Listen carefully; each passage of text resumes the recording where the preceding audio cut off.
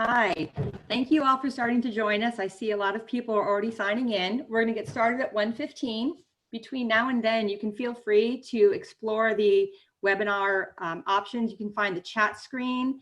That's where you can ask me any questions you're having right now about the logistics, okay? We'll get started around 1:15. Thanks for joining us.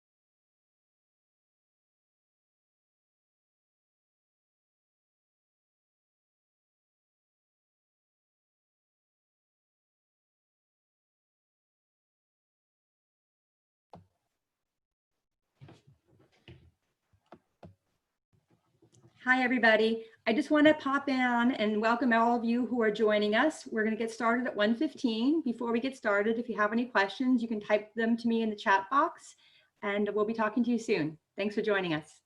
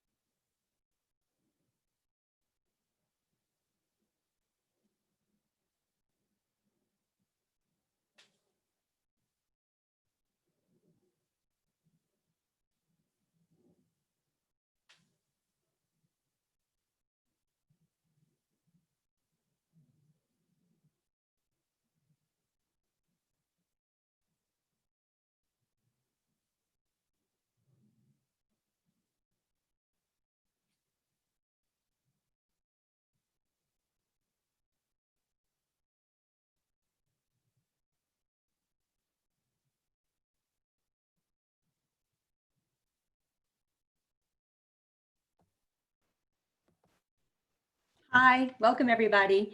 It is about almost 1:10. We're gonna get started at 1:15. I've sent you a couple notes in the chat feature. Feel free to take a look at that and get familiar with that chat feature. And you can also look at the question and answer feature, which is where we're gonna ask you to put content questions during the webinar. We'll get started soon. I look forward to working with you. Thanks for coming on.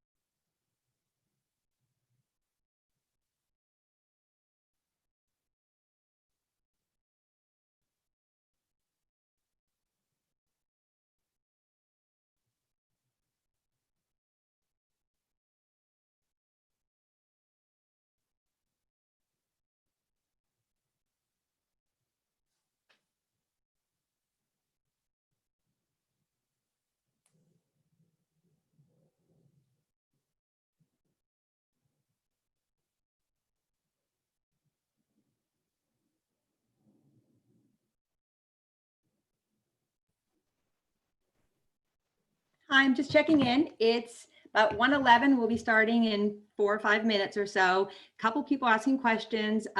Daniel, you mentioned you can't hear any sound. We weren't talking at the time. I want to make sure. Oh, perfect. You can hear us now. Great. Also, someone raised their hand. The raise the hand feature lets me know you need something. If you want to go ahead and you can put a question in the chat or in the Q. If it's a content matter, you can put it in the Q&A. In the chat, you can send something to just the panelists. So if it's something you don't want to share with all the attendees, you can select whether you send a chat to the panelists, that's Maureen and I, or whether you send it to everybody. So those two functions are there. I'm going to just finalize everything we need on our end, and we'll be back with you in 3 minutes to get started. Thanks for joining us.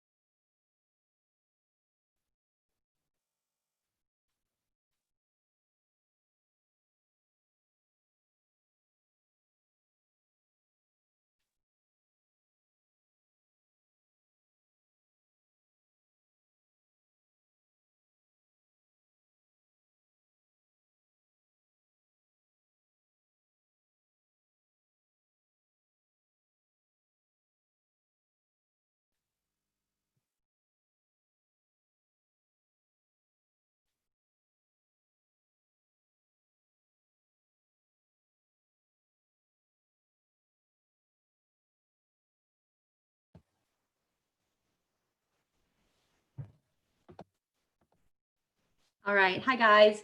So I'm getting a couple questions I want to address to everybody. None of you, we can't see any of you. So the only people who have video capability are Maureen and myself. We're also the only two people who have audio ability. So don't worry about that. We can't see you. We're not supposed to see you. We had well over 200 people register within the first couple days, and we just knew we couldn't manage audio and video capabilities for that many people in addition to delivering the webinar content. So we can't see you. I see people are still using the chat feature, which is great. We're going to get started in about 30 seconds.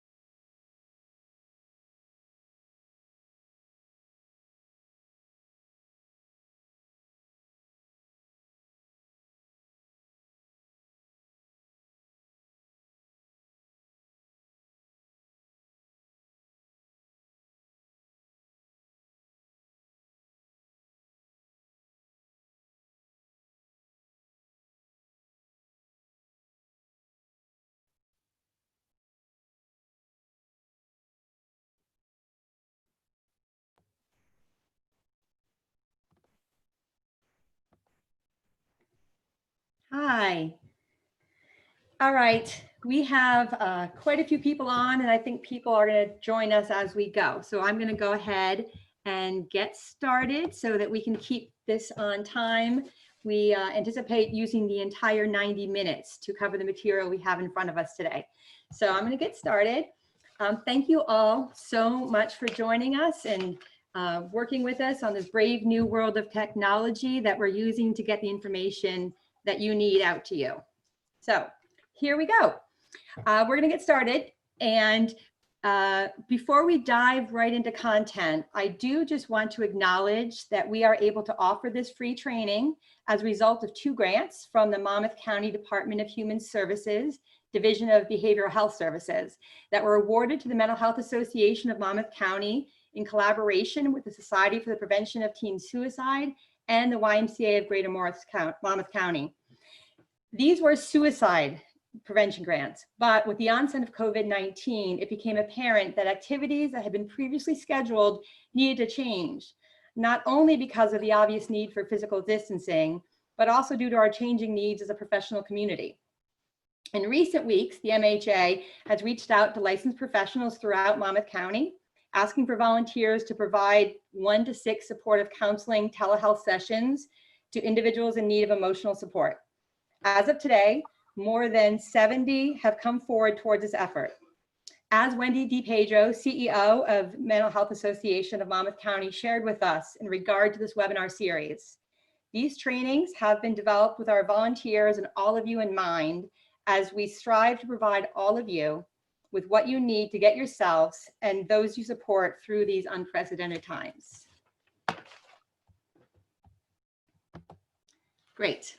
So, today's topic is our starting point, unpacking and taking a look at how COVID-19 is impacting us. We know the impact is large, and we've broken it down into more manageable pieces because something we know is that breaking things down to manageable pieces is helpful, especially when many of us are on overload. I also want to take a moment here to point out that although we started out and developed this webinar series for the 70 volunteers who stepped up to provide those telehealth services, as we developed it, we made sure to provide information that was applicable to clinicians providing all sorts of different services. And so when we talk about client, or when we give an example about using something for a client, rest assured that material is also useful when you're delivering services to a student and when you're needing something for yourself. It's applicable for everybody because we're all in this collective trauma. We are also planning on putting together a webinar over the summer specifically designed for people who work in school settings. So that's to be announced. All right, so here we are. Today you'll be hearing from both Maureen and I. My name is Marnie Rhoda. I think that I've emailed with almost all of you. Maureen and I have worked together for 18 years. First, providing psychoeducational groups to families impacted by September 11th, and then taking what we learned to populations impacted by Superstorm Sandy, suicide, and other traumatic events. We have trained mental health professionals on the models we created and on supporting clients through some of life's most difficult challenges. That being said, the impact of COVID-19 has taken our breath away at times, as we know it has yours. Okay, so that's who we are. And this is where we want to check in, and we would love to get a feel for who's in the room with us. Someone asked the question I want to answer. As of right now, we have 187 attendees on the webinar. We had significantly more than that sign up. I think people will continue to join us as we go. But right now, we're at about 187 people. And one of the features that we're going to use during the webinar series is the poll feature. It's a way for us to hear from you en masse on some issues. So I'm going to go ahead and launch a poll. It'll pop up on your screen, and you can feel free to answer it. And it's just our way to check in to see who's here with us today. Okay, so that poll should be on your screen.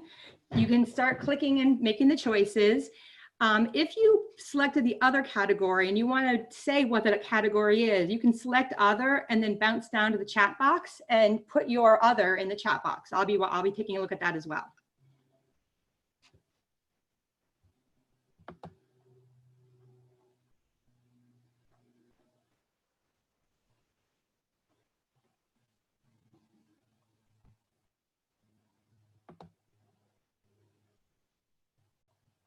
Oh, this is great. I love watching you guys use this chat feature. Thank you for making this as interactive as you are already.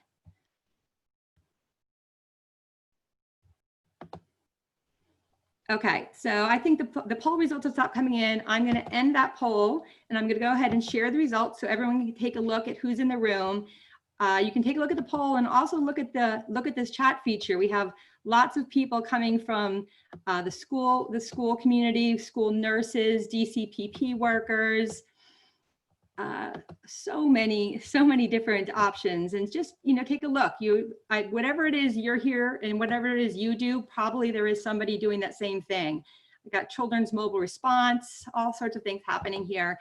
And what I know about a lot of you is you wear many hats. So you probably were able to check more than one of these boxes because we wear many hats doing this kind of work. So thank you very much. I'm going to go ahead and stop sharing those results. Thank you for taking our first poll of the webinar series. We're moving on now. So as you can see, I know a lot of you are probably familiar with Zoom calls. You might have been less familiar with Zoom webinars before you joined us. You're already becoming experts, I can tell, in Zoom webinars and the way it works. Because Maureen and I love doing trainings together that are interactive, we feel that lecture style isn't necessarily the best way for everyone to learn. And we wanted to make sure that we made this interactive and accessible as much as possible. So keep using that chat feature, keep using the questions. I see lots of them there that I haven't answered yet. When I turn this over to Maureen in a few minutes, I will get right in there and manage a lot of those questions. Don't you worry, we won't forget about them. The poll feature we're going to keep using. Thank you for doing that. It really helps us keep our fingers on what you're doing and what you're thinking. So we're going to do our best during this webinar to keep up with all these features and managing them while we're going through the presentation. We might fall short. Don't worry though, your questions are super important to us, and everything you put specifically in that question and answer box, I will have a report of, and we can get to them after the webinar. So with your next workbook for webinar 2, you'll have an additional section that you don't have in this workbook. That section will be a question and answer section. We will write the answers to some of these questions that are concerning you and make sure you get what you need. All right. So speak to that end, and as far as adapting to what you guys are telling us, so many of you were so great, and when you registered, went ahead and told us what your concerns, difficulties, and questions were. A lot of you had specific telehealth concerns and mentioned that was something you were struggling with. So we added a little bit right here, and we'll continue to add it throughout the webinar series about telehealth and how to work with telehealth. So telehealth, for all its benefits, has some challenges, and I know you know that, you're experiencing them. However, I think it's important to remember that for some clients, it might be easier to work with you through telehealth than seeing you in person. For others, though, it's a real struggle. I feel like one of the first steps in getting a handle on telehealth is for you to take a moment and check in with where you are in that continuum from loving telehealth to hating telehealth, or where you fall in the middle of that. Once you get a handle on your own perception, that allows you to keep it separate and allows you to make room for your client's own experience, which might very well be different from yours. You might hate telehealth and you might have clients who love it, and vice versa. When it comes to privacy concerns, what we're seeing is that that's on both ends. Both you need to have some privacy in your telehealth sessions, and your client needs to have some privacy. We know that a lot of you are working from your cars, working from closets, finding corners in your house that you can work from, and probably your clients are doing the same thing. If clients are concerned about privacy, one of your jobs is to help them be creative and find a solution. That solution might be sometimes even taking a walk if it's safe in their neighborhood, so they can talk to you outside of the ears of their family. Another telehealth concern is feeling that it's hard to connect with people, which is true. We've seen lots of articles now about Zoom fatigue and whether you're on the phone or using video conference abilities. It's not the same as being in the same room as your client. So something that you can do and that you really need to do to bridge that gap is to make sure you're asking, not guessing, what's happening over there with the client. So because you could read the silence, or you could read their tone differently than perhaps they actually feel. So you can ask, what's going on over there with you? How does that sound? Do I hear a smile? Those kind of questions can bridge the gap and start creating a dialogue where you acknowledge the fact that it's not necessarily as easy to connect, and that you're going to work hard with them to find a solution. It really kind of makes up for the gap in the visual body language cues that you can't see. The last thing I want to mention about telehealth is that it's okay to allow some silence. So it's awkward. I had to count in my head in order to allow 3 seconds of silence. Allow some silence, not tons, but some, because it's easy to talk over the needed silent spaces when you can't read someone's body language, when they're waiting and preparing and thinking about something to say. So don't feel you need to fill the spaces all the time. You can ask questions and then allow a little space for your client to answer. Okay. So in designing our content, we did listen to you, but also we took a look at what was out there already research-wise about COVID-19 and the effect it had on clinical situations. In early April, the National Association of Crisis Organization Directors conducted a survey that was commissioned by the American Association of Suicidology that specifically looked at the clinical challenges that were being faced. We organized the entire webinar series around those challenges because we knew if they were being faced in April, that they're still being faced in May and in June and going forward. Today's webinar is going to look at some of those challenges. The ones we're going to tackle today are the fact that clinicians don't have enough education about COVID and trauma. No one can know, it's never happened before. People who never had mental health problems are becoming unhinged. They're struggling in ways they never did before. That's very frightening for them. And we all are worrying about what is to come. So here's our plan of attack. We know that there's a lot of other trainings out there, and we know there's resources available to you. Our goal is to come up with a more personal approach to the situation And we did that by designing those workbooks, which you should all have a PDF of. If you don't, you can just shoot me an email and I will get you a PDF of it. But we designed workbooks to supplement each webinar. It was kind of a way to have it physically with you, even though we couldn't be physically with you. We also designed our content in a way that we intersperse the information, the hard level content, the clinical information with real life tips for application. So throughout the webinar series and throughout today, what you'll see is we tell you facts and then we tell you here's what to do with them. That makes it more personal so that you know right away, you have action tips right away. And the other part of our plan that we've built into everything we do is that we come up for air. We do that because we're working with heavy subject matter and we know that we all need to take a break and come up for air. Otherwise, we won't be able to process heavy information. Finally, I just want to mention and acknowledge that our content isn't exhaustive. It can't be in an hour and a half, in 4 hour-and-a-half webinars. It's not exhaustive. It's meant to give you foundational knowledge to ground your existing skills and support the good work you are now doing. So, the basis of our approach, and you can go ahead and just read that slide right there, because that's what we're facing. That's just the reality of the situation. The basis of our approach recognizes that trauma-informed care during a pandemic is a new situation for all of us. So we wanted to provide you with an understanding of the theory that grounds trauma-informed care first, so that you can then have a clinical perspective for understanding what might be going on with your clients, and that will make it easier for you to provide psychoeducation to those clients, because that's an important element in providing trauma-informed care. So we want to acknowledge that this webinar, which has now reached 204 participants, is full of people who really know what they're doing. We know you guys are good at your jobs. We know you've been doing this for, some of you, for a long time. We know that you already know the basics of crisis management, and some of you are probably subject matter experts in that. We also know that you're adjusting to a new method of clinical care that at times is energizing and in times is stressful and exhausting. We know that you know what grief feels like and looks like, and that you know how to validate that grief. But in some circumstances, sometimes you know there's also nothing that can be said. We know you have a personal perspective of trauma, which sometimes translates to what your clients are saying and sometimes doesn't.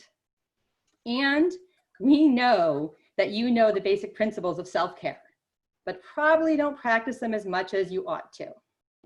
Finally, we know that you, like us, have your own set of worries about the time we're living in. Which brings me to another poll. So in this poll, we were curious how comfortable you are now, prior to the webinar material being delivered to you, in providing trauma-informed care. So I'm going to go ahead and open up another poll, right? How comfortable are you right now with your background and experience in trauma-informed care? That's a scaled question. I'm going to give you guys a couple of minutes to answer it. It just helps us get a feel for who's in the room. All right, so the results are coming in. By the way, it's very fun. I wish you could watch them live come in. It's pretty cool. All right, they stopped coming in. Here is what we know. Okay, so most of you have heard the term trauma-informed care before, and you know what it is. And what I see, the majority of you are pretty comfortable most of the time, which makes sense, and we get it. We also know that doing something like this during a crisis becomes tiresome and weary. And we hope that by providing you with a quick primer on the basics and then applicable steps of how to implement them, we'll be able to shore up your reserves and help you get these things done. I'm going to go ahead and stop sharing the poll. And I'm going to turn the video camera and the microphone over to Maureen Underwood, who's going to take you through some of this really important information. And while she's talking, I'll be listening and taking a look at your questions, okay? Thanks, Marnie. You're welcome. Hello, everybody. want to join Marnie in welcoming you today and kind of go over what our plan was. We kind of knew that a lot of you were going to have experience with trauma-informed care. So we really have very limited objectives, and we've set limited objectives, not just for this webinar, but for the others as well, because there's only so much you can do in an hour and a half, and we want you all to try to feel like you get some takeaway. So we're going to talk a little bit about, what trauma-informed care is and how you use it with your clients and with yourself. Those of you who have been to any of the trainings that we've done before know that the way we do trainings is we start out with theory. We think it's really, really important that you ground everything you do in either evidence-based practice or some theory. So we're going to give you that, but we're going to give you that. And my guess, as I said, is I think a lot of you are going to know it already, but we're going to give you that in very conversational ways so you can use it to provide psychoeducation to the people that you're working with. And the last thing I want to say about this is that some of the things that we're going to be talking to you about are things that you just normally do intuitively. You just know them. But hopefully what you're going to find out is not only are you doing the right thing, but you're going to figure out you got the right reasons for doing it as well. So in terms of trauma's application to the pandemic, this is a pretty simple definition. And what I want you to know is if you've looked at your workbooks at all, what you'll find in your workbook is that we've got a reference for you to trauma-informed care in behavioral health settings. It's an online reference from SAMHSA. It's a 300 and some odd page workbook that you can actually download if you want. But we wanted to give you what we think is really the most accurate information. And this is kind of a summary of a variety of factors and a variety of definitions. And this is what we're going to be using today. First of all, I think the important words in here, we talk about that violation of the ideas and expectations we have about ourselves and the world. The fact that there are a variety of responses that create uncertainty, and that there is a collective impact to what we're doing and what we're going through right now. The impact of pandemics really comes from research that was done after Ebola. And it showed that after that pandemic and during that pandemic, the reactions that were most common were stress, distress, depression, and PTSD. So those are some of the things that are going to be kind of underlining a lot of what we're going to be talking about. The definition we use is kind of an amalgam definition. As I said, it's in your resources. And the things I just want to point out about this is a strengths-based approach. We are not using a medical model. We are not using a pathology approach.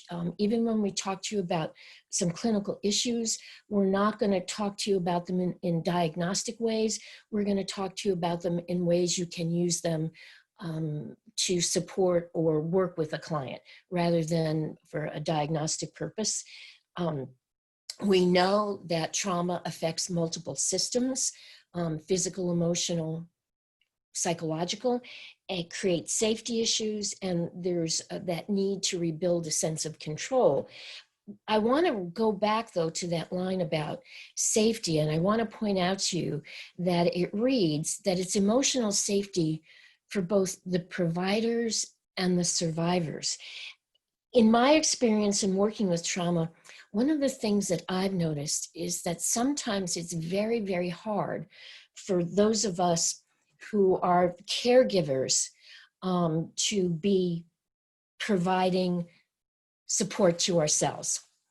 And as you can see, this is the benefit of working in Zoom. You have your family members who become part of your team. So what we want to focus on is everything you're going to hear. We are going to talk about not just doing things with your clients, but doing the same thing for yourself. So that's the thread that's going to run through.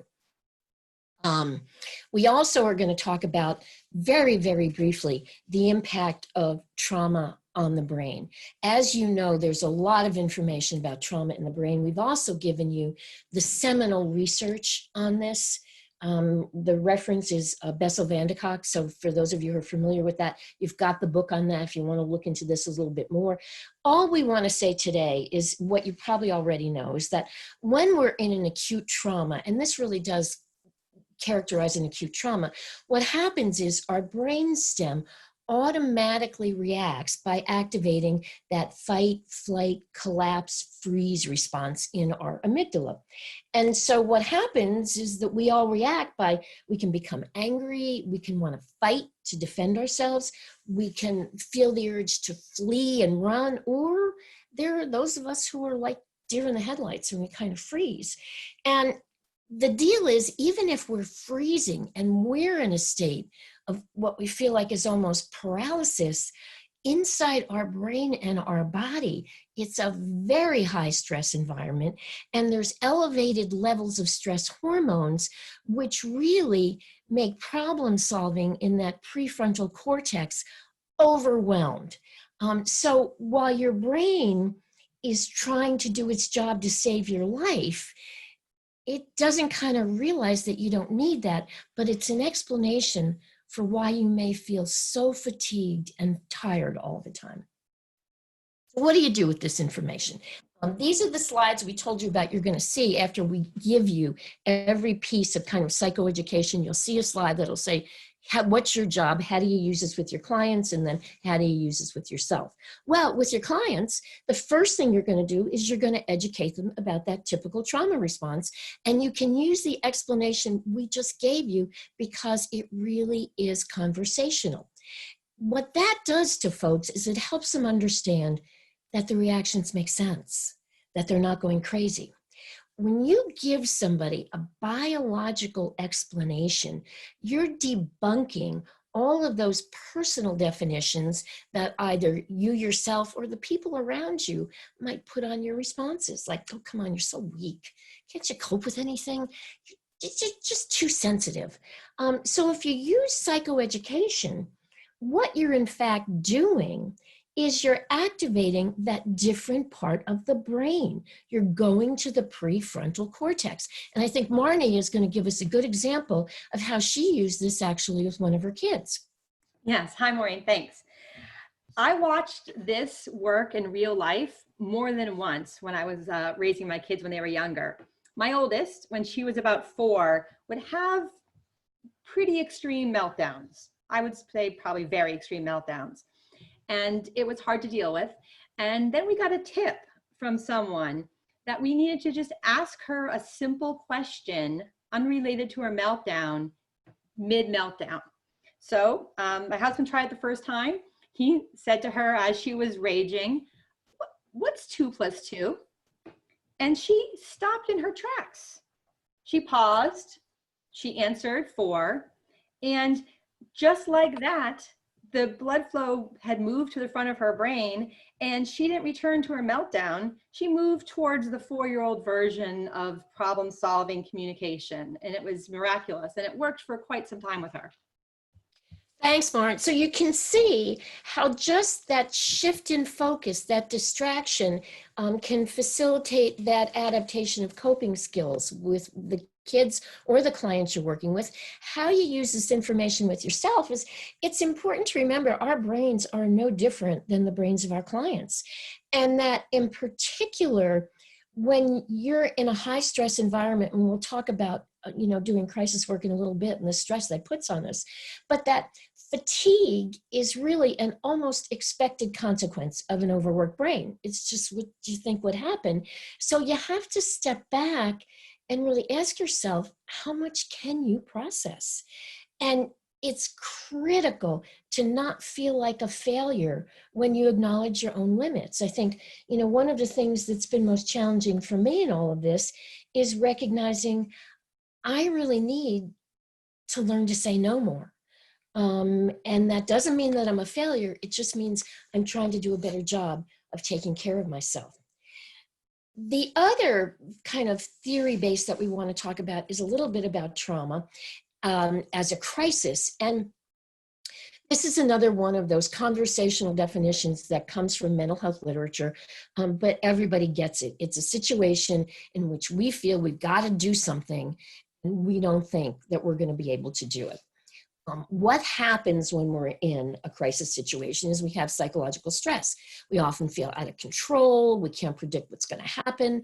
The typical outlets we would use for coping, we can't use. And we often get worried things are going to get a lot worse. So let me just give you a short example of that. I think that spoke to me because I think it's important for us to know we have all dealt with many, many crises in our lives. This just happens to be the new one. So I want you to think for a second.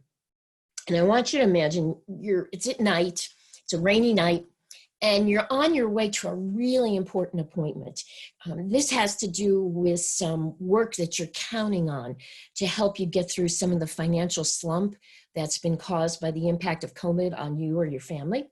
So you're on this rainy night, you're driving along on this back New Jersey road, some of which of course have no lights at all. It's hard to see, and your car engine light goes on and your motor dies. So you kind of pull over and you think, oh, it's going to be okay. You get your phone out and you're going to try to call for help, but you have no reception. And that also means you have no GPS.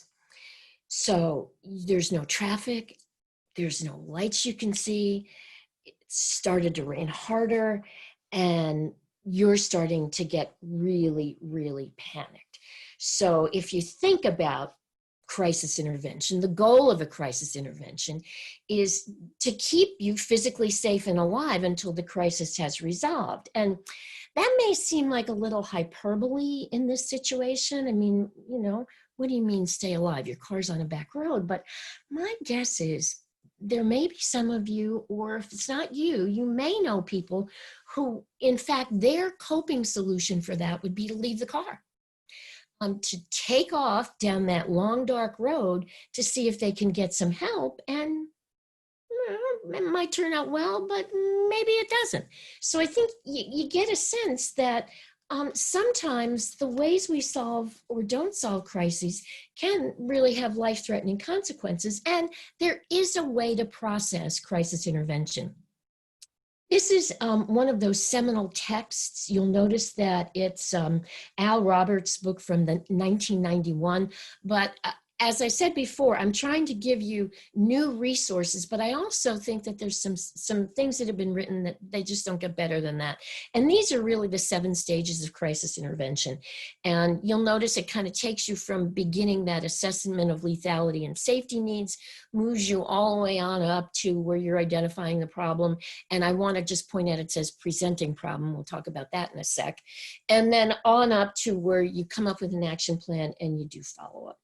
As you can see, this really differs from other forms of counseling that you may be providing because it really focuses on delivering short-term treatment to resolve a crisis immediately. Other therapeutic methods focus on securing kind of long-term mental health or mental health well-being, but this is short-term. And the one thing that I want to point out to you on this that we've really been learning in the last several years that's so critically important is the top of this pyramid, which is follow-up.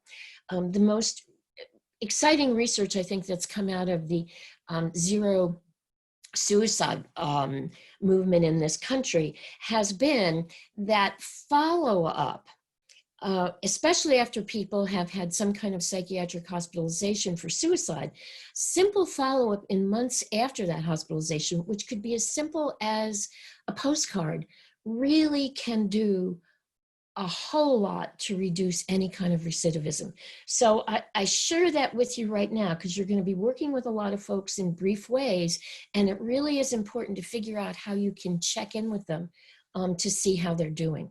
So when you look at these 7 stages, what do you do?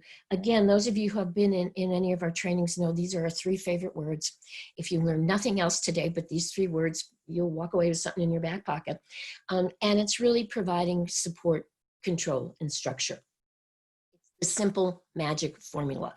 What we know in a crisis is that a support system, a natural support system, especially if it's a crisis that affects a group, usually collapses for about the first 24 hours. Again, when you think of, what may have been your first 24 hours of this crisis when you realized, wow, this really was something to get concerned about, the people that you normally turn to might not have been there. What we're seeing in COVID is that the collapse of support, just because we have to employ that physical distance, can really last for a long time. We can't go to our usual sources of support, which often can make us feel out of control. I don't know how many times I have heard, if you listen to the briefings on the news or read things online, is the message that we are not in control. The virus is in control. So our sense of support has gone away, and control has gone away. And when we're out of control, we can feel a loss of organization and structure. The normal way that we have lived our lives has really collapsed. So what do you do with that? Well, first of all, I think that just using that very simple explanation that psychoeducations with your clients or students is really, really helpful. You know, support, control, and structure are three easy things. And, you know, if you're talking about using this with your clients, you hold every intervention up to, does it provide support, control, and structure? And if you can answer yes, you're doing something that's helpful. You can teach your clients and even kids the same thing. Are you providing yourself with support, control, and structure? And if the answer to those three questions is yes, you're probably doing a good job. In a crisis contact, it's really important for you to be pretty active. In some forms of psychotherapy, I know, you may be less directive and less active, but when you're doing crisis intervention, you're very active and you're going to really help create structure. That's some of what your activity does. And by creating structure, what you're doing is you're helping your client feel some degree of control.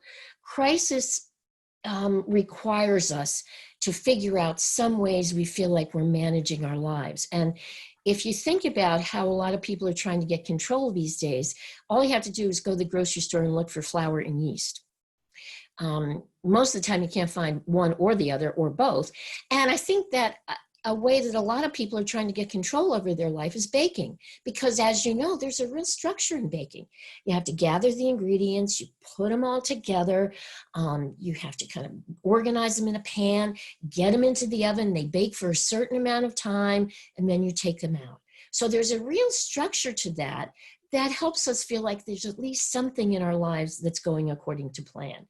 The other thing that I want to say to you that's important about this is that even if you're dealing with clients that you've worked with before, when you've got somebody in crisis, crisis supersedes any other treatment goal. It comes to the front because you got to deal with that before you can get anything else. Now, I know that some of you are those folks who are answering those crisis lines. And, you know, having answered crisis lines in my day, I know that sometimes you get a call from somebody you don't know, and they list 27 problems in their life. Your first question to that person about those 27 problems is, well, what made you call right now? What is it right now that you feel is pushing you over the edge? That tells you what the crisis is, and that's what you're going to work on to resolve immediately. You're not going to be able to do those 27 other things, but you can do that one crisis. And I think one of the things that's pretty important, and I want to go back to that structure piece because I think it's so critical, is helping people understand that they may have to change the way that their life had been structured before. And I think, you know, Marnie, you've got an example of that for us. I do. This is actually a personal example about how I realized I really needed to shift my expectations and my understanding of my daily and my life structure. So in the first few weeks of shelter in place, I realized, and I was really missing my routine. I had my routine before, and one of the things about my routine that helped me was my routine helped me feel good about myself. I did the things I was supposed to do. At the end of the day, I was successful and I felt good. Well, when I didn't do those things because I couldn't, because of shelter in place, I started to feel not as good about myself and a little bit empty. When I made the decision to restructure my vision for myself and my understanding of my day, and decided that I was going to have to pare down what my day looked like and what my routine looked like, and restructured myself, I was then able to do my thing and have my day. And at the end of the day, do a check-in with myself and feel okay about what I did, because I did the things on my new routine. So it was really, for me, a way of changing my expectations to help me feel better about my life during shelter in place. That's a great example, Marnie, because I think the other piece of what you just said was it's about restructuring not just the physical things in your life, but your expectations about your life, and coming up with a different vision of that for yourself.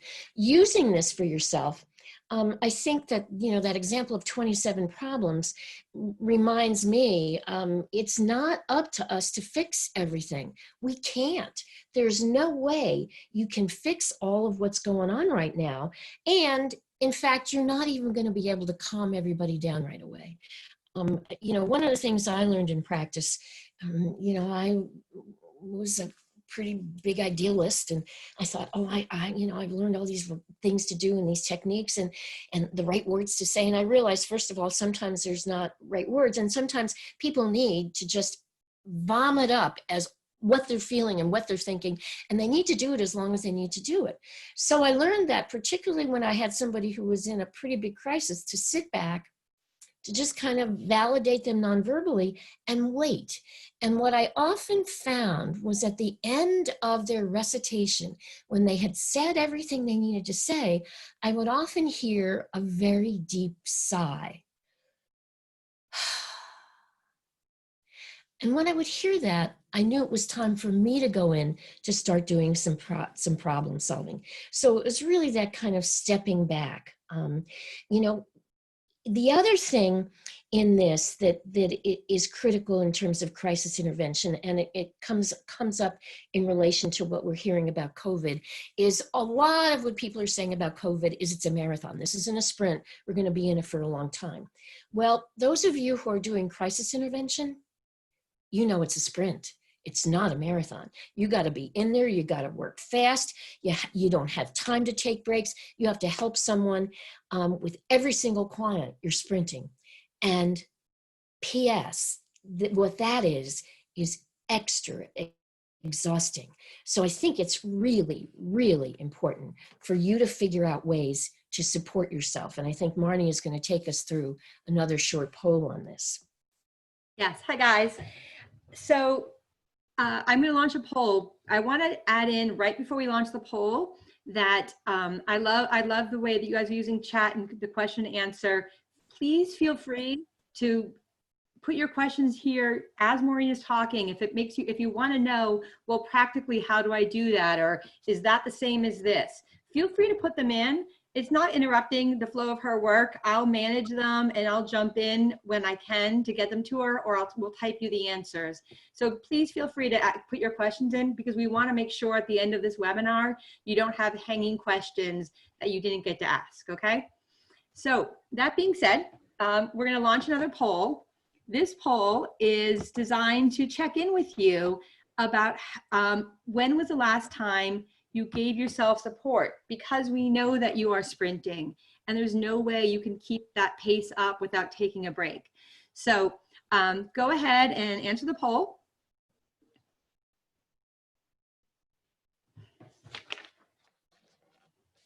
All right, answers are still coming in, Maureen.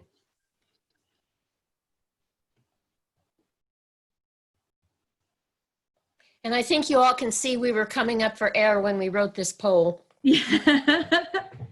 We had to come up for air a lot while we designed this webinar. There was lots of coming up for air. Okay, so that, I think everyone's probably answered. I'm going to go ahead and share the results. Everyone can see here. Maureen, look at this. The majority of people are giving themselves support every day, which I just want to acknowledge is amazing. I mean, good for you.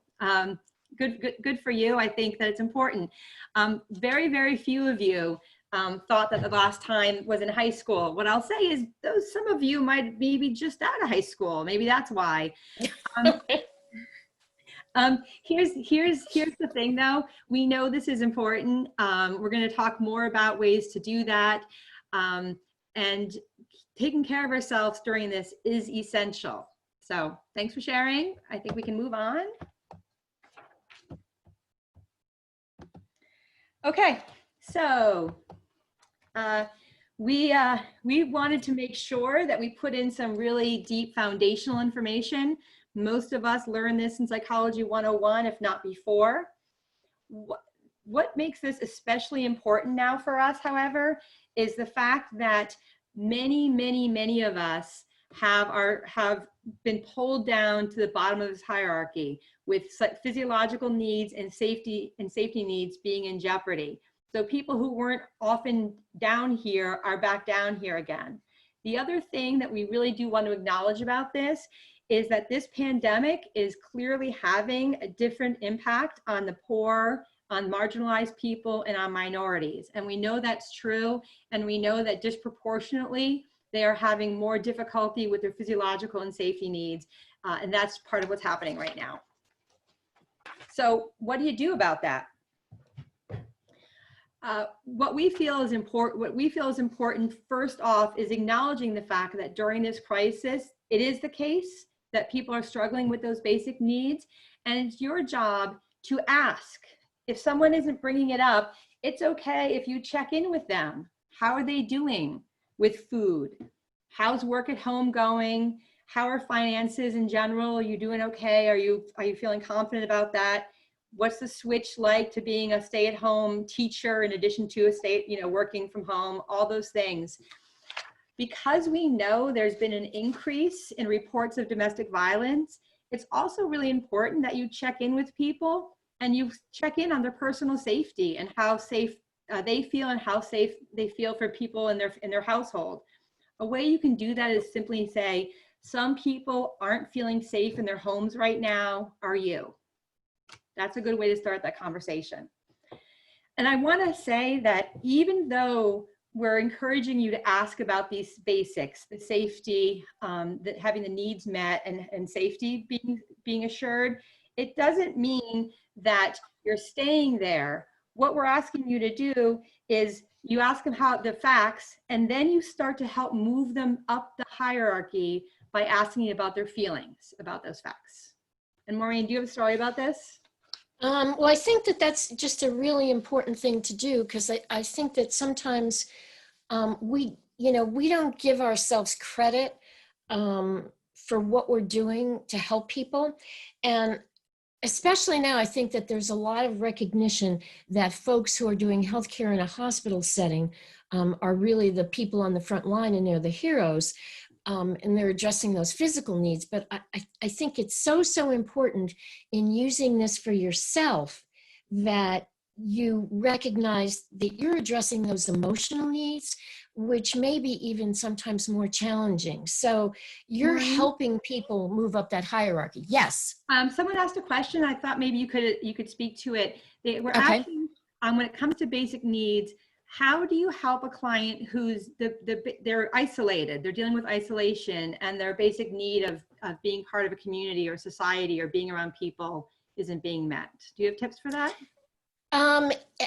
It's certainly, one of the bigger challenges with this physical distancing. And, it was interesting because I was just reading some survey responses from a bunch of high school kids that we had collected, and there were over 400 kids who had responded. And what they talked about was the real important need of staying connected and forcing themselves, and more kids said this than I had expected, forcing themselves to reach out to people they knew, even if it was people they didn't know there very well, to just say hello and to just ask how they were doing. And for some of them, it was sitting on their porch, watching people in the neighborhood go by, saying hello to the people in the neighborhood. But it requires you to push yourself out of your safety zone to think about those ways to make those connections, because it's really tough right now. Thanks, Maureen. And this kind of brings us to kind of what we're talking a little bit about next, is really looking at what we've come to look at as a concept, putting this in sort of an environmental perspective and looking at both an inner and an outer community. And so maybe kind of to add to the answer to that question I just gave, when you can't connect so much with your outer community, maybe it's connecting with that internal sense of yourself. So let's go through these and see if you can kind of apply that in something to this. In our outer community, which is kind of our country, most of the world, what we've really been seeing is that we're experiencing, at least up until now, what we might have considered to be universal agoraphobia. I mean, people really being scared to go out. And there haven't been those real strategies for universal remediation. So even though people are venturing out now, there's still some questions about the level of safety. And I know that some people that, you know, are even going out are still frightened about it. The other thing I think that happens in terms of our outer world, we feel helpless in the same way we felt helpless after September 11th. And what we did after September 11th was we made the enemy into something we could visualize. It became Al-Qaeda, it became Osama bin Laden, and there were some attempts to do that at the beginning of this crisis. We were talking about the Wuhan crisis, or we were talking about the China virus. And when you can name your fear and put a target on it, it's a lot easier to contain it. But when the enemy is silent, when it's invisible, and maybe living inside of some of your family members, it's much harder to convince yourself that either you or your country can protect you. And what we've seen is that, you know, we kind of changed our definition of patriotism. Right at the beginning, it became very patriotic to stay at home. In previous wars, since we've, you know, been calling this a war in some ways, how people got mobilized was to get busy and do things. And for this enemy, we really had to have a very static environment rather than going out and being really active. And what that's done, in some ways, it's divided rather than unify us. And I think you can see that now as more and more people are realizing that in order to kind of exercise what they perceive to be their inalienable rights, they're going out and they're protesting and they're carrying the American flag with them, which is our symbol of patriotism. So you've got the folks who are doing that, and then the others who are staying home. And so you're beginning to sense some of that division, and it's hard to know when the end is in sight. In terms of our inner sense of ourselves, and that's kind of what we call our inner community. For many of us, there's been a change or a disconnection from our identified roles. When we meet new people, typically the first question that anybody ever asks somebody is, oh, and what do you do for a living? Well, if you look at how many people in our workplace have been furloughed, who have lost their jobs, that's their primary sense of identity. So there's a real disconnection for that. And then you look at all the others who have been forced into that new role as a teacher, and they feel pretty incompetent in that role. So there's that inner sense of who we are and what we do. The other thing is that for most of our lives, we've lived under the mantle of American exceptionalism, that we're the richest, we're the most productive, we're the most powerful nation on earth. And even if you still believe that, all you have to do is listen to the news for a week to see that our reputation is kind of battered overseas. The only thing that we excel in regard to the world right now is we have the most cases of COVID. If you look at the stock market and our unemployment rates, it's hard to hold on to that American obsession with positivity. And even on top of that is, it's hard in this country. It's hard in this world. for many of us to believe there's not a lesson. What do you mean there's no lesson? Isn't there a reason for everything? Come on, there's got to be something. And there are still some people who think so. And I'm sure you've heard some people who are trying to make sense of this. It's a new start. God is trying to remind us we become too materialistic. You may even have a lesson or two in the back of your mind, because it's much more comforting to think that there's a reason for this than there's no reason at all. And I think maybe even at a deeper level, that daily presentation that we have with death, those death tolls, really what they do is confront us with our own mortality in a very deep way. Most of us never think about our own. It's only when we're presented with death that sort of creeps into our line of vision. Most of the time it's outside of it. And unfortunately, that's really been presented to us every day. So what do you do with this? How do you use this? Because again, there's no real end in sight. What do you do with this with your clients? Well, I think what you want to do is to help your client identify the ways in which that outer world and that internal sense of themselves can be compromised. And with that person who's feeling so isolated and alone, I think to look at not just that internal sense of isolation, but helping them understand that external sense of isolation as well. That can really kind of help them understand why they're feeling so uncomfortable or they're feeling so overwhelmed. Because again, an explanation gives structures to confusing and disconnected feelings. And when you explain that piece about the outer world, you really validate that they are not alone. That whole deal about you are not alone can kind of sound like a bit of a platitude sometimes. So I think the more you can make it real and say, hey, let's take a look at this. You're not the only one feeling this way. And when you know you're not the only one feeling the same way, there is some comfort in numbers. And I think that this can also clarify some of the coping strategies that they can prioritize and the things that they can't. And I think that what you can also try to help them do maybe is even create some sort of artificial structure. And Marnie, I think you've got a great example of this. I do, yes. Hi. So I got this example from one of the clinicians who registered for the webinar, and we ended up talking over the phone as part of that registration. She gave me this great visual when she was talking about her situation. She said that she had had her life pre-COVID well organized in separate boxes. And each of those boxes contained one of her roles or the aspects of her life.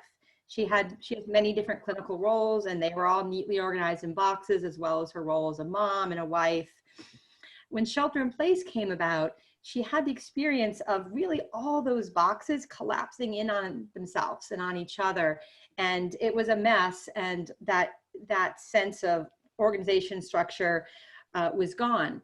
And I think that's something that we can all really identify with, this idea that everything's kind of collapsed close together into one place. And I think it's important to acknowledge, and to the extent that we can, and I gave the other example about the kind of mental structure, and I think to some extent in these cases, we need to maybe create some physical structure. So separating places the best we can when possible.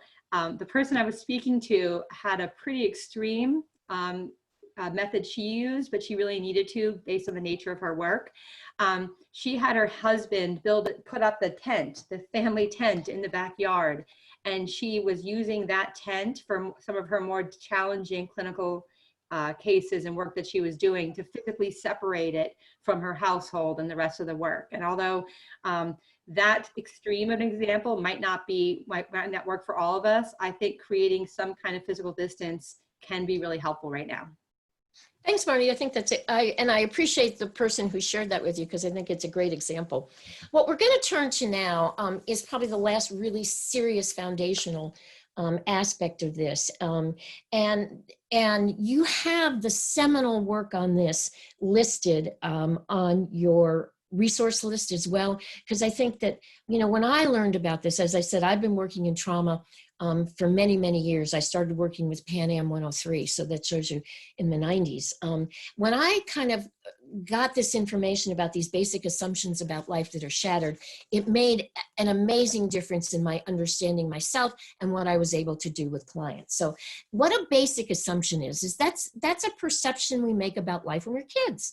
We start it when we're very little, and we take in information from our family, from our experiences around us, our neighborhood, our religion, and we pull these all together and we make expectations about the world and ourselves that let us get up every day and go into a world that we could perceive as dangerous. So for example, one of the things that we usually tend to believe is people pay attention to laws. So that's what lets us get up and get in our car and go drive and know that people are going to stop at a stop sign because that's the law. You stop at a stop sign. So the three fundamental assumptions that most people have that we're going to take a look at very briefly are that the world is meaningful, benevolent, and that we are worthy. So let's take a look at the world as meaningful. This comes from some of the work of a psychologist named Melvin Lerner, and he had what he called the just world theory.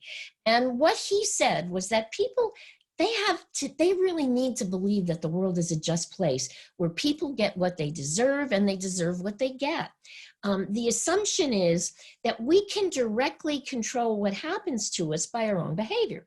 So when we do appropriate, good things happen to us. If we do negative things, bad things happen to us. So we view the world in terms of justice, where, negative events are punishments and positive ones are rewards. The other way I could kind of describe this is sort of believing that life is fair.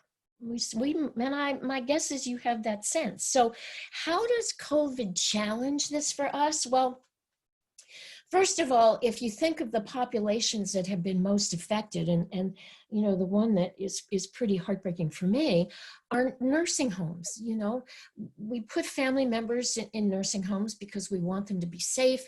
We think they can be cared for better than the way we could care for them ourselves. And look at how devastated they have been by this virus. Healthcare workers who have devoted their life to doing the right thing, working in hospital settings, clinic settings.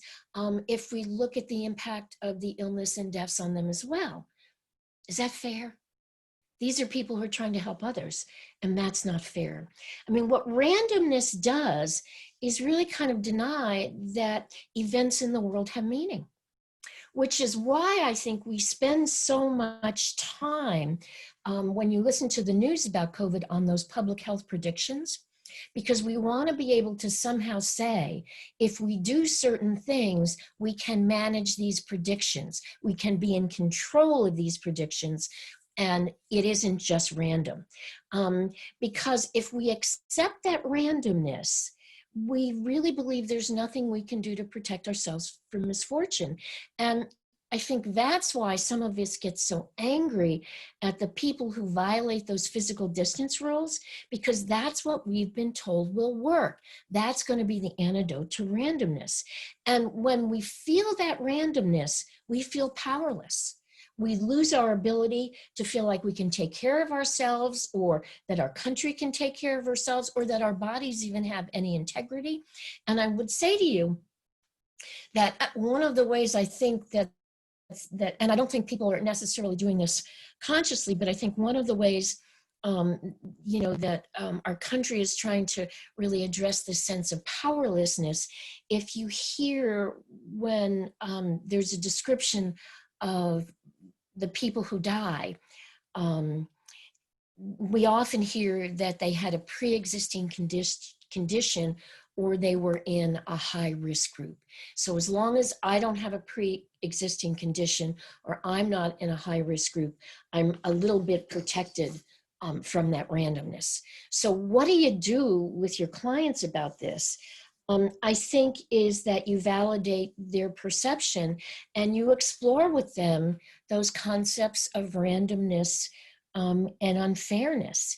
And what I would tell you is, the whole idea of unfairness I just got a question yesterday from a school counselor who was saying, how do we explain to our kids, and this was in an elementary school, this whole dear idea of unfairness? Because we have kids saying, well, no one in my family is sick, so I don't know why we have to stay home.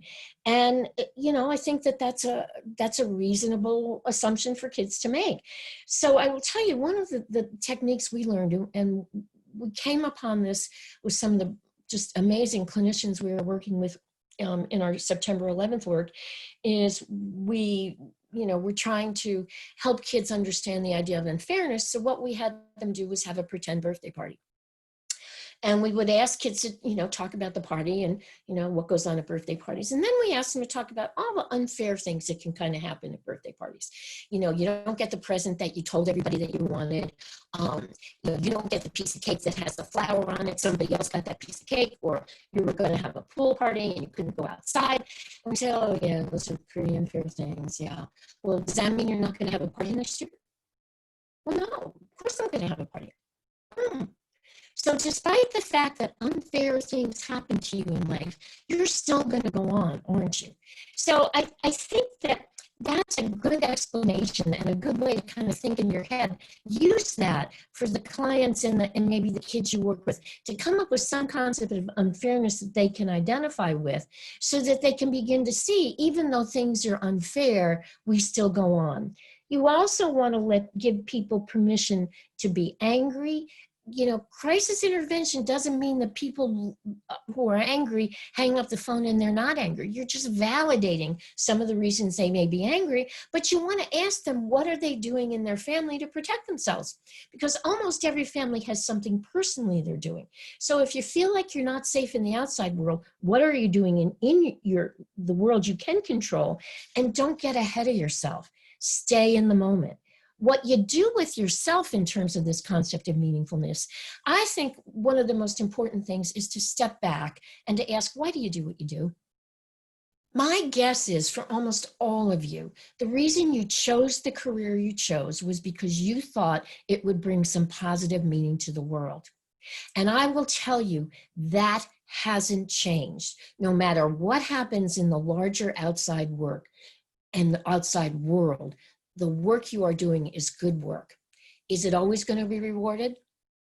I think you knew that wasn't true before this happened. And I think you know a lot about the unfairness in life. What do you do to deal with it? What have you done in the past? I think it's so important to recognize we have skills. This isn't the first rodeo about life unfairness for us. How have we managed it? And I wonder how many of you, at the end of the day, really can believe that quotation from Anne Frank. I keep my ideal because in spite of everything, I still believe people are really good at heart. Which moves us to the next assumption about the benevolence of the world. We all like to believe that the world is a good place and assume that other people are basically good, they're kind, they're helpful, they're caring. We really believe in the preponderance of good fortune over negative outcomes. And we tend to be optimistic about our own futures, even when we're not so optimistic about what's going to happen in the rest of the world. And I think you can see that we really are leaning heavily on reinforcing this assumption right now in every aspect of our lives. Benevolence, I think, is related to that concept of heroes. And these are the people, ordinary people, who are just doing their jobs to get us through. It's the healthcare workers, certainly, but it's those grocery store employees. It's the people who are delivering things to your home. It's the person carrying the mail. These are people that we're recognizing now as heroes, as one way to feed into some of that benevolence of the world. GoFundMe, the concerts that we're seeing. And my hunch is that both you and the people that you're working with are all trying in some ordinary way to become part of that world's benevolence. So what are you going to do with your clients? This is why it is important to really reinforce those stories of kindness. Give them permission to be angry at those social distance violators. or angry at the social distancing rules, whichever side of the coin that they're on, and encourage them to do very little acts of kindness to counteract helplessness. Helplessness is inaction. So the minute you do something to help somebody else or even to help yourself, you've acted your way into helpfulness. So again, you can see even very young children can understand how you move from being helpless to helpful, and you want your clients to begin to do some of that. And I think we're going to take a poll now to look at some of the kindness we all have seen. Exactly. So Maureen, this is a great time, we thought, for you guys to have some participation. We don't like to talk at you for too long without checking in to see what's going on. I'm launching a poll about benevolence and kindness. Just kind of checking in. Maureen and I thought of a lot of different ways we've seen it. We'd love for you guys to go ahead and vote on ways that you've seen kindness out there in the world. If you check the other category and you want to go ahead and type your other ideas in chat, share the benevolence and kindness that you've seen with all of us, we'd love it.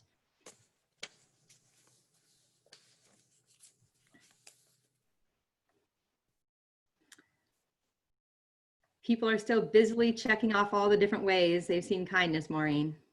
Great.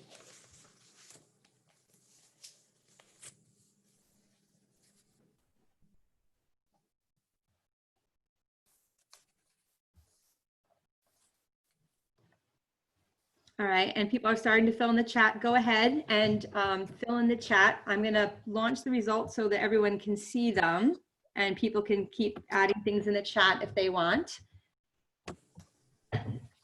So great. I'm sharing the results now so we can all take a look here at the different ways that we've seen what's happening. And it seems like the most common that people have noticed from their homes and shelter in place is all the concerts and plays, operas and musicals that have been live streamed by our artists. It's been a really nice, refreshing way to get a look, to get a feel of more connection, I think, and to get some benefit from being at home all the time. I know quite a few Broadway musicals and plays showed, and that was a great opportunity for people to see them.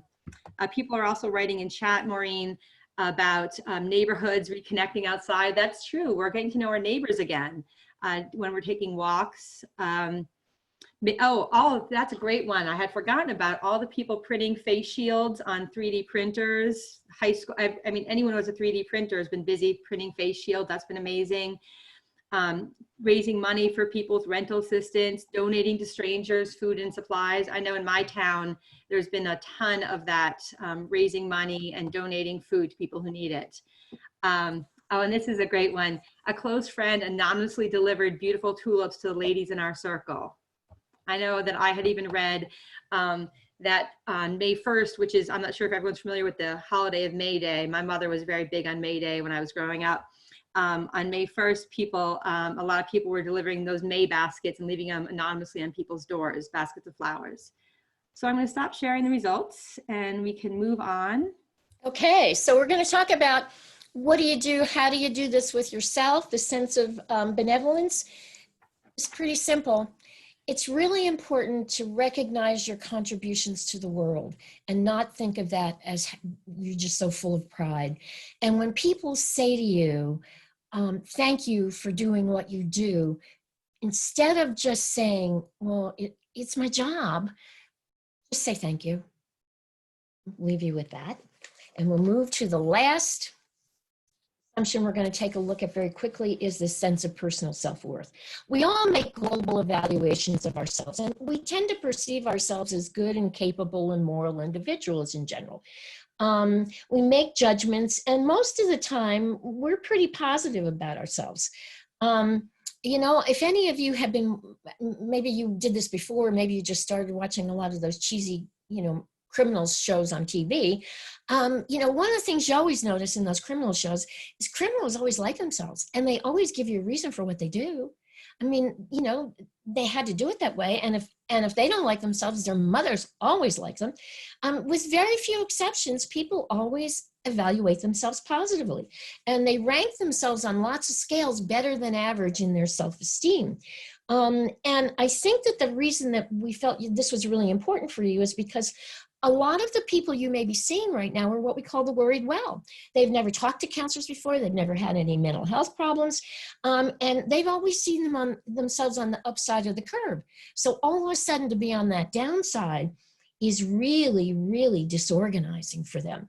And when they're disorganized, what we do when we're disorganized, we really are hungry for comforting kind of systems that validate our self-worth.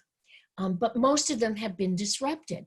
So for example, think of things that you've done before. You may go out to lunch with friends to validate yourself. You may go to church. You may go get your hair done. So just think about, in some ways, that's what some people are doing, is the best they can to validate some of their self-worth. And what you want to do, stop trying to fix all the things that are wrong and help them find at least one stabilizing factor, whether it's dyeing their hair, making chocolate chip cookies, something that makes them feel like they're good at something. That's a validation of self-worth. And to truly acknowledge that people do the best they can. Right now, we are in uncharted waters. We're swimming uphill. And yeah, sometimes we miss a few strokes, and that's totally okay. And what to do with this information with yourself, the very same thing. Now, there's another assumption that I wanted to turn over to Marnie to talk about, because I think this may be true for a lot of the people that we're working with that are struggling right now. Thanks, Maureen. So something that I've seen is that there are people who hold this assumption. This is one of their life assumptions. Some people are lucky and they're not one of the lucky ones.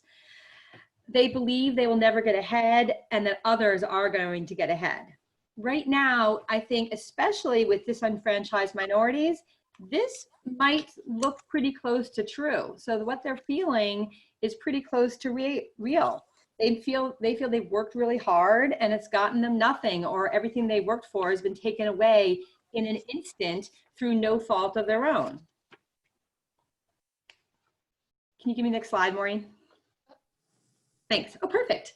All right. So what do? Like, how do you handle those situations? I think the first thing is the fact that you don't try to change it. Don't try to sugarcoat it. Don't try to dig deep for the benefit of what's happened to them. Acknowledge the fact, validate the fact that it sure looks like that. It sure looks like the way you feel is the way things are right now, and acknowledge that it's hard. It's a bad situation. You can see their point, that their life view, their perspective is being validated by the evidence around them right now. That's all definitely true. And then I think you can start to ask them to tell you more. So validate it so they don't have to keep convincing you of it. And then listen to what comes next, because I think that what might come next is that even people who think that they're not lucky probably still hold some hopeful assumptions. They might believe, they might say to you, well, I'm always there for my family. We take care of ourselves and our family, we help each other out. So that's a hopeful assumption. You've got family behind you. Do you believe in your spirituality? Is it God that's going to help you with this? So once you validate and stop having them try to convince you that things are bad, you open the door for them being able to start to see some hopeful assumptions they might have. Thanks, Marnie. And what we're going to do right now is we're going to switch your vision a little to talk just very briefly about a couple of other clinical issues. And you notice the rose-colored glasses on here, and the definition of an optimism is someone who doesn't have all the facts. I'm just going to say a little bit about depressive realism, because I think you may be seeing a lot of this as well. This is a term that was coined to suggest the accuracy of people who are depressed, that they really see the world more accurately than their non-depressed counterparts. They're less likely to describe themselves in positive terms, or to believe they have control over their situations, or to believe their futures are bright. These are not happy people. They may have extra receptors for bad signals, or they pay more attention to them. And, you know, the problem is when the depression becomes more severe, that accuracy they have morphs into a very negative bias. They become overly pessimistic about themselves, about the rest of the world, but they haven't had their assumptions about the world shattered because they didn't have them. You know, the other group of people that we talk about are sometimes called those defensive pessimists, people who lean into their anxiety rather than repress it. They really busily imagine the worst outcome and they plan accordingly. You can't cheer these people up. As far as they're concerned, their mind is anchored and focused on the things that they have to control to be productive. And the thing about this is they already have a neurobiology of anxiety in their chemistry, and they have defenses and coping strategies that they're using. They actually may feel somewhat reassured, like, welcome to my world, everybody. This is how I feel all the time. These are the people who have an edge in reopening. They're going to still take those precautions. They're going to guard against getting optimistic in that open, close roller coaster of the next stage of opening things up. And they're going to be less likely to be caught off guard when there's unexpected contingencies arise. And then the other thing we wanted to just kind of go over very, very quickly was trauma-generated anger, because we often don't we see this a lot, and we may not step back from it to try to figure out what is it exactly that we're seeing. And the first is anger that's generated as a residual of that fight or flight response. You know, our biological system, as we talked about before, goes into survivor mode when we're in danger. And as we know, once the danger is past, our bodies often stay in that state of hyperarousal. So it leaves us reacting with anger into normally mildly distressing stimuli. We blow up when people ask us how we are. When we're trying to do that schoolwork, we may find ourselves just exploding. What do you do about it? When on this slide, we're going to tell you what to do right after we identify the anger. Well, remember, this is physically driven anger. Therefore, what you need to do is something physical to discharge it. So you need to work to kind of bring your body down. So this is why exercise, working out, just walking or moving from one room to another, sleeping, eating, doing something to change your body rhythm can really address this form of anger. The second form of anger we see is really something that protects us from helplessness. Because our sense of control has been violated, if we're in rage, we don't have to feel shame or blame or really helplessness. We don't have to accept the fact that COVID is a reality beyond our control. So one of the suggestions for this is where those social media platforms can be really helpful. Sometimes by just kind of listening to what other people are saying, it can lessen the anger a little. You know, I mean, I know it's true for myself. Sometimes when I hear people saying what I'm thinking, I hear it in a different way and I get a little bit more perspective. So I think that may be one of the ways that you can help people get a little bit of perspective. You've always known that anger is a mask for depression. And what we know is that depression is the most common disorder that's suffered in conjunction with PTSD. And in particular, we often see this in men who mask it by behavior that's irritable, angry. Domestic violence can come from this place. A lot of somatic complaints, and often they mask it so well, not only do they not recognize it, but the people they're with don't recognize it. So I think sometimes explaining this connection can really be life-saving for people. And then finally, we're going to talk about using anger as an antidote to loss. One way to avoid grieving is just to stay angry about the loss. It keeps others away from your pain. It keeps you away from your pain. And we're going to use this. We're going to talk about this when we talk about grief next week as a way to kind of give you some ideas about how you can help people move a little past this as a way to shield their pain. But I know I've just kind of raced through very quickly a lot of very heavy things. So I wonder if Marnie can talk to us a little bit about coming up for air. Absolutely. Maureen, do we have the slide with the swimmer? Let's see, there we go. Oh, there we go. Perfect. Thank you. All right. So in the poll earlier today, over half of you indicated that you do something to support yourself every single day, which is amazing. Maureen and I feel strongly that although our tendency might be at the end of the day to take care of ourselves and put our feet up, we feel strongly that especially now, what's needed is to come up for air. So you see our swimmer, she's coming up for air. She's not getting out of the pool. She's just taking a breath, filling her lungs. We need to use the technique of coming up for air maybe every hour or so. It can be a 5-minute break, but it's an opportunity to come up for air so that you can start to feel better. And then you can dive back in and do the hard work of swimming, do the hard work of what you do. Coming up for air often is useful when you're doing these 5-minute breaks. It's useful just to have a sensory change. So you can get up and walk around. You can go outside, have a cup of tea. Maureen will tell you to have a piece of chocolate. There's her chocolate.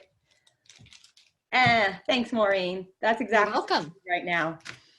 So we thought we'd do a poll as far as how do you come up for air? Because we know it's important.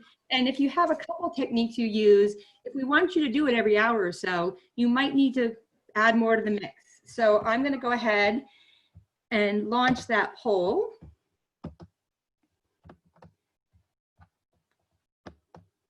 It is our last poll for today. Great. So the poll is running. Go ahead and put it in. One more time, feel free to share your ideas that aren't listed here with your fellow attendees using the chat feature.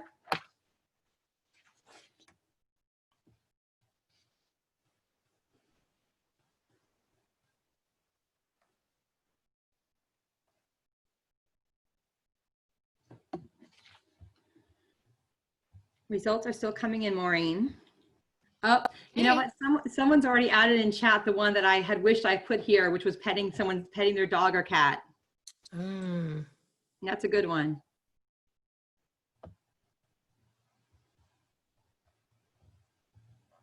All right, so I'm going to go ahead and stop the poll results so we can see where we are with those and launch those so everyone can take a look. All right, so the big winner was taking a walk outside, which I think makes sense, especially because we all have that sense of being extra cooped up now. So that's a good one. People like to sit outside, listen to the birds and nature too. We definitely need the outside time. Maureen, quite a few people also like having a treat. I see that. I just want to say I'm on the same page, you guys. Almost 60%. Yay. In the chat, Maureen, people also shared some great ones. A game on their phone. I'm not a big phone game person, but I have to say during shelter in place, I have downloaded a game and check in every day with that game. Music, singing and playing guitar, coloring, lighting a candle. While this webinar continues, please guys, go ahead and take a look at these. This is especially important for you because we're going to be checking in with you every week on this topic because we do feel so strongly that the only way we're going to get through this well is to take care of ourselves, and coming up for air is a great way to do that. So I'm going to stop sharing the results of that. Okay, so we're coming to the end, and you know what we wanted to say is for some of you, you know, you may have been clinicians who work with trauma all the time. Some of you may not. And unfortunately, many of you are going to have to be working with trauma a whole lot more in the future. So here are some of the things that are, you know, are the kind of the general requirements that you want to pay attention to. First of all, understanding more about trauma. We gave you a little bit today, but we know that you need a lot more than this. So we've given you the references that you can peruse at your own time to figure out what you want to know and how you want to know it. What you do when you're dealing with trauma is you provide emotional support, but you really have to tolerate and hold your client's pain. And I think those words are so, so important, especially that holding word. you know, you're not making it go away. The person gives it to you, you hold it for a while, and when you give it back to them, it just weighs a little less. But you've kept some of it for yourself, which is where that fatigue comes from. You know, you need to know a family perspective, because even though a family lives together, everyone doesn't deal with the trauma in the same way. So you have to be able to understand those developmental differences and recognize the long thread of loss. It's important to know that a loss in current time can reactivate losses from the past, and that's some of what we're going to talk about in our next webinar. You, though, have to be able to disengage strategically from all of this, because if you stay emotionally connected and empathic with your client or your student the whole time, you're going to be in the same mess they are, and you're not going to be able to help them see their way out of it. So you have to learn how to keep yourself out of the mix. And I think Marnie is going to take this to another level. We're talking a little bit about homework assignments. Yes, absolutely. And I just do want to acknowledge that we are going to run over by less than 5 minutes. But I'm glad that we had the extra time. We've used the extra time to answer some questions, make sure this is tailored to what you guys need. We are, though, in the home stretch, so bear with us about 5 more minutes. So here's the thing.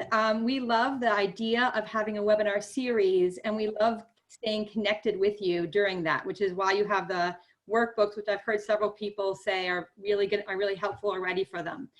During this next week, before our next webinar, we really want you to be kind to yourself. We want you to understand at the same time that this is a hard situation, and it's okay to acknowledge that it's hard and it's difficult. You don't have to find the silver lining in this all the time, or even at all. Please remember, like I mentioned with coming up for air, that the gift of time is not necessarily hours. You don't need a whole hour to take a break. Take 5 minutes, take 3 minutes, maybe on a good day, take 10, but do take those breaks. The workbook is not meant to be homework. It's more meant to be a way to keep this alive for you until we talk again. I'm going to go ahead and quickly describe the activity that we've put near the back of the workbook. It's your shelter in place map. We put this together as an opportunity for you to take a look at the before, during, and after of this shelter in place experience. I think we all can identify the time that was before. Maybe it was a day or a week or a moment where before ended and then this happened.